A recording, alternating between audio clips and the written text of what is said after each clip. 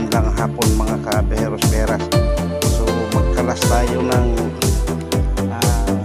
bass guitar o bass guitar. Okay, atin na natin yung buwan. So medyo pinalawang kasi yun na nga talaga.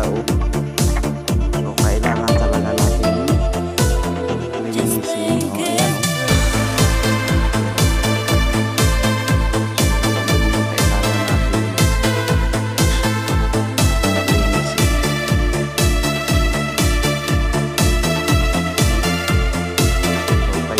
tayong biis